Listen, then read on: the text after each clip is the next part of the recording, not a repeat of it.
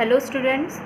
इस वीडियो में हम relation between mean value of AC and peak value of AC पढ़ेंगे। इससे पहले वीडियो लेक्चर में हमने किसके बारे में पढ़ा था? मीन वैल्यू और आरएमएस वैल्यू ऑफ एसी के बारे में पढ़ा था। साथ ही साथ हमने उसमें कुछ एक्सप्रेशंस पढ़ी थी अल्टरनेटिंग करंट की एंड अल्टरनेटिंग ईएमएफ की। ठीक है, तो आज स्टार्ट करते हैं relation between mean value of AC and peak value of AC, जो कि हमें प्रूव करना है I M is equals to 2/πI0, जिसमें वैल्यू किसके इक्वल निकल के आती है 0.636 I0 की। ठीक है, तो सबसे पहले हमें पता ही है एक एक्सप्रेशन जो हमने एसी की पढ़ी थी, इंस्टेंटेनियस एसी, जो कि था I is equals to I0 sine omega T. और ये एक्सप्रेशन करने से पहले आपको इंटीग्रेशन आना चाहिए। ठीक है, थोड़ा बहुत डिफरेंशिएशन आना चाहिए। तो जब आपके पास ये दोनों चीज़ें, कैलकुलस मेथड आपको थोड़ा सा पता होगा डिफरेंशिएशन इंटीग्रेशन का, तो आप ये ईजिली कर पाएंगे। ठीक है, I is equals to I0 sine omega T. इसे हम ले लेते हैं इक्वेशन फर्स्ट। हमने यहाँ पे जो मीन वैल्यू ऑफ एसी को डिफाइन किया था वो किसके रिस्पेक्ट में किया था? दोनों केस में, स्टेडी करंट सोर्स के केस में और एसी सोर्स के केस में, दोनों में क्या चीज़ इक्वल निकल के आ रही थी? Charges send. तो हम यहाँ पे सबसे पहले स्मॉल चार्जेस की बात करते हैं। स्मॉल dt टाइम पे, dt स्मॉल टाइम मतलब dt टाइम में कितना अमाउंट ऑफ चार्ज वहाँ पे फ्लो हुआ होगा। तो आपने पढ़ रखा है I is equals to dq/dt, instantaneous current का एक फॉर्मूला ये भी पढ़ रखा है करंट इलेक्ट्रिसिटी में। तो यहीं से अगर मैं dq का फॉर्मूला निकालूँ, small charge flowing in small time, dq is equals to क्या फॉर्मूला आएगा? IDT। फ्रॉम इक्वेशन फर्स्ट से dq is equals to I का फॉर्मूला रख दीजिए, तो I0 sine omega T dt as it is. ये कहाँ से आया? फ्रॉम इक्वेशन फर्स्ट की वैल्यू से।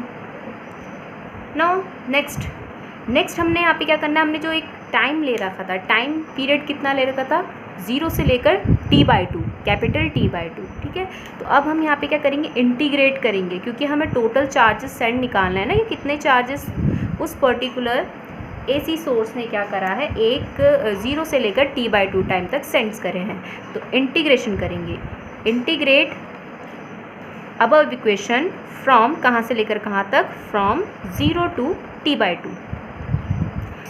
तो जब हम टोटल साइकिल के लिए जितना 0 से लेकर t/2 हाफ साइकिल के अगर हम देखें, तो जितना अभी उसने चार्ज वहाँ पे सेंड किया होगा उस सर्किट में, तो वो हमने क्या लेट कर लिया? Q, क्योंकि टोटल जब हम इसका इंटीग्रेशन करेंगे तो Q ही आएगा। अब राइट हैंड साइड जब हम इंटीग्रेशन करेंगे तो आपको दिख रहा होगा I0 तो कांस्टेंट है, यहाँ पे इंटीग्रेशन किसका होगा? साइन ओमेगा टी dt, और इंटीग्रेशन में लिमिट 0 से लेकर t/2, Q as it is, I0 as it is. आपने पढ़ रखा है integration of sine omega T कितना होता है? माइनस का कॉस ओमेगा टी। साथ ही साथ आपको मैंने ये बता रखा है कि जब भी हम इंटीग्रेशन करते हैं उसके आगे अगर कोई कोफिशिएंट होता है तो वो कोफिशिएंट कहाँ पे आ जाता है? डिवीजन में आ जाता है। किस केस में? इंटीग्रेशन के केस में। और डिफरेंशिएशन के केस में कहाँ पे आ जाता है? मल्टीप्लाई में। तो यहाँ पे हम लिख सकते हैं माइनस का cos omega T upon omega. तो मैं अपॉन ओमेगा डायरेक्ट यहाँ पे लिख दे रही हूँ। ठीक है, और ये माइनस भी आ रहा है तो मैं डायरेक्ट इस माइनस को यहाँ आगे लिख दे रही हूँ। ये आपको पता है कि क्या चीज़ हुई है यहाँ पे। ठीक है, अब जब यहाँ पे इंटीग्रेशन हो चुका है तो हम यहाँ पे क्या करते हैं? लिमिट्स लगाते हैं। ठीक है, लिमिट्स स्क्वायर ब्रैकेट के बाहर 0 से लेकर t/2। अब आपने ओमेगा एंगुलर फ्रिक्वेंसी का एक फॉर्मूला पढ़ रखा है 2π/t, एक तो ये भी पुट करना है, और स्मॉल t के बदले पहले अपर लिमिट फिर माइनस का lower limit, Q as it is minus का I0 as it is. Omega के बदले मैं यहाँ पे लिख देती हूँ 2π/t कॉस ओमेगा। इस ओमेगा को क्या लिख सकते हैं? 2π/t। और ये जो स्मॉल t है इसके बदले पहले अपर लिमिट आएगी t/2, फिर माइनस का, इस स्मॉल t के बदले 0 आएगा, तो 0 से जो भी चीज़ मल्टीप्लाई होती है ओमेगा भी 0 हो जाएगा, 0 डिग्री। t से t कट, 2 से 2 कट। एक केस और, कॉस जब हम पाई की बात करते हैं तो आती है वैल्यू -1, और कॉस 0 डिग्री की बात करते हैं तो आती है +1। ये वैल्यू यहाँ पे पुट करेंगे। Q is equals to I0 t upon 2π, ये हो जाएगा -1, माइनस तो पहले से ही है, और cos 0 की वैल्यू 1। माइनस ये है और यहाँ पे आएगा माइनस का 2, तो माइनस माइनस प्लस हो जाएगा 2 आई नॉट टी, और यहाँ का जो 2 है अपॉन 2 पाई, इसका माइनस और ये माइनस क्या हो गया यहाँ पे प्लस बन गया। 2 से 2 कट, तो क्यों हमारे पास कितना निकल के आ रहा है ये स्टार्टिंग पे लिख देते हैं, इसे हटा देती हूँ। तो हमारे पास जो charge send by AC source है ड्यूरिंग 0 to T/2 टाइम तक, कितना इसने चार्ज सेंड किया है, I naught T upon pi. Let this equation be second. ये तो है charges send by AC source. अब आपने पढ़ा था स्टेडी करंट सोर्स, ठीक है, steady current source. For steady current source, वही स्टेडी जो करंट होती है जो इतना ही चार्ज सेंड करेगी, वही स्टेडी करंट को हम क्या कहते हैं, मीन वैल्यू ऑफ AC कहते हैं, स्टेडी करंट सोर्स। उसके लिए अगर मैं फॉर्मूला लिखूँ I का, तो क्या होता है, Q/T होता है, ठीक है, Q/T होता है, ये पढ़ रखा आपने।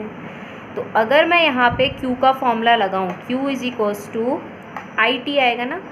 I कौन सा वाला, steady current source, steady current वाला, स्टेडी करंट वही स्टेडी करंट क्या है, मीन वैल्यू, तो IM से इंडिकेट कराते हैं मीन वैल्यू को, ठीक है, या IA से।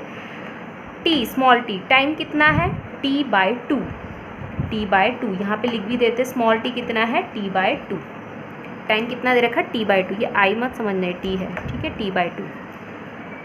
इक्वेशन, फ्रॉम इक्वेशन 2 और 3 हमें क्या मिलेगा, इक्वेट कर देंगे, IM T/2 = I not T upon pi, T से T कट, और यहाँ पे IM = 2 पर चला जाएगा I नॉट अपॉन पाई, जो कि हमारे पास निकल के आता है जब इस वैल्यू को सॉल्व करते हैं 0.636 I not. It means mean value और एवरेज वैल्यू ऑफ जो AC है वो किसके इक्वल होती है, 0.636 times of peak value of AC। अगर सिमिलरली हमें किसके लिए लिखना है, अगर आपके पास एक्सप्रेशन आती है अल्टरनेटिंग EMF के लिए, तो जहाँ जहाँ पे I है वहाँ पे हम क्या रिप्लेस करा देंगे, यहाँ पे क्या है E, तो इट मीन्स IM की जगह यहाँ पे क्या आ जाए, EM, और ये हो जाएगा 0.636 E नॉट।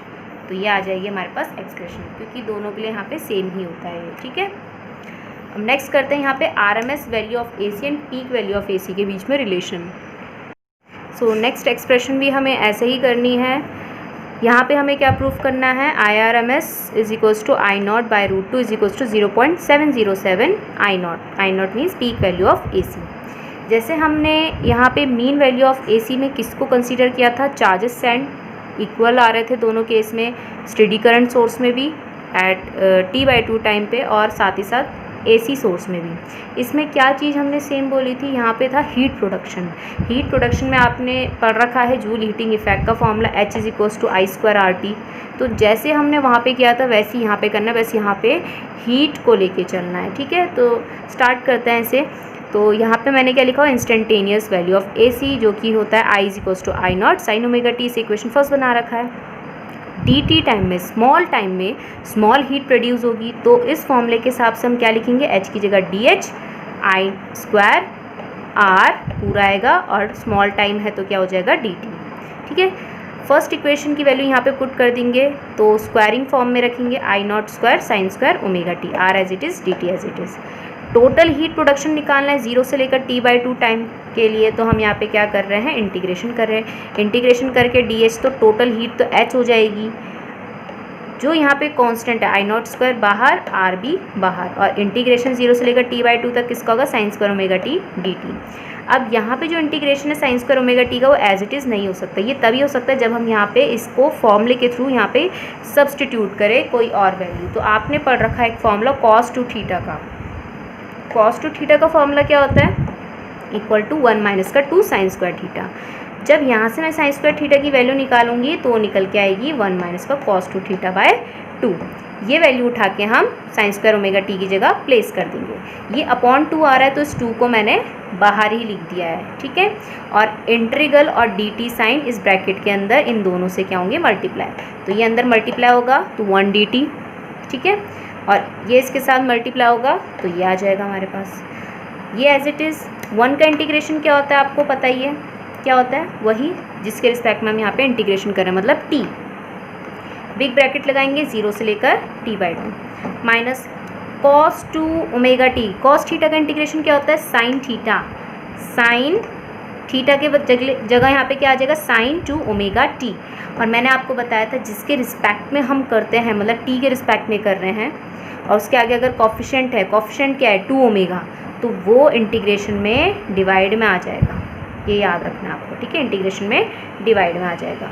तो यहाँ पे भी हम ऐसे लिख देते हैं, इसको भी ऐसे ही लगा दीजिए साइन, ठीक है, मॉडुलस वाला साइन, 0 से लेकर t/2 इस तरीके से। तो आपको वैसे मैं एक बार बता दूं, जब आप इसे सॉल्व करोगे टोटल, यहाँ पे लिमिट्स लगा के, लिमिट्स की वैल्यू प्लेस करके, तो ये जो टोटल वैल्यू क्या निकल के आएगी, 0। कैसे, वैसे मैं सॉल्व करके बता देती हूँ, लेकिन अगर आपको डायरेक्ट यहाँ पे 0 भी लिखना है तो आप डायरेक्ट 0 भी लिख सकते हैं, लेकिन मैं आपको पूरा सॉल्यूशन बताऊँगी ये ऐसे कैसे हुआ, ठीक है।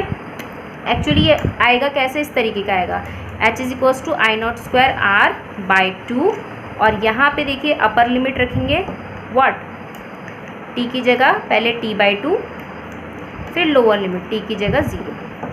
और मैंने क्या बताया, ये तो पूरा क्या हो जाएगा, ये पूरा वैल्यू 0 होगा। कैसे होगा देख लेते हैं, यहाँ पे साइड पे मैं आपको रफ वर्क करके दिखा देती हूँ